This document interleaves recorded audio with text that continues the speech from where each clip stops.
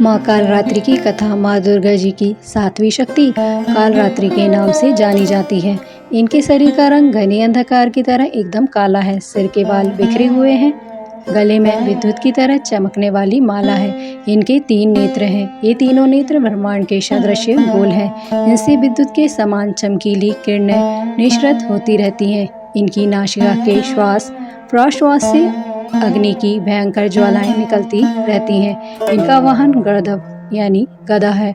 ऊपर उठे हुए दाहिने हाथ की वर मुद्रा से सभी को वर प्रदान करती हैं। दाहिने तरफ का नीचे वाला हाथ अभय मुद्रा में है। बाईं तरफ के ऊपर वाले हाथ में लोहे का कांटा तथा नीचे वाले हाथ में खड़ग है। माँ कालरात्रि का स्वरूप देखने में अत्यंत भयानक है, लेकिन ये सदैव शुभ फल ही देने वाली है। इसी कारण इनका एक नाम शुभंकरी भी है। अतः इनसे भक्तों को किसी प्रकार भी भयभीत होने की आवश्यकता नहीं है। दुर्गा पूजा के 7वें दिन माँ कालरात्रि की उपासना का विधान है। इस दिन साधक का मन सहस्त्रार चक्र में स्थित रहता है।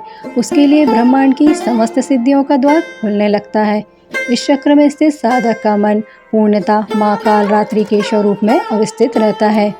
उनके साक्षात्कार से मिलने वाले पुण्य का वह भागी हो जाता है।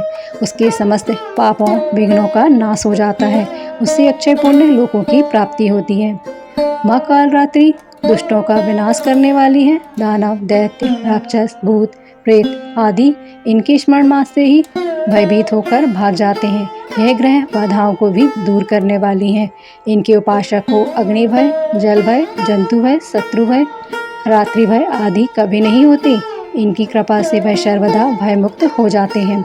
माँ कालरात्रि के स्वरूप विग्रह को अपने हृदय में अवस्थित करके मनुष्य को एकनिष्ठ भाव से उनकी उपासना करनी चाहिए।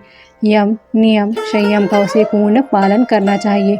मन वचन काया की पवित्रता रखनी चाहिए। वह शुभंकरी देवी हैं। उनकी उपासना से होने वाले शुभों की गणना नहीं की जा सकती। हमें निरंतर उनका स्मरण ध्यान और पूजन करना चाहिए। जय माँ कालरात्रि।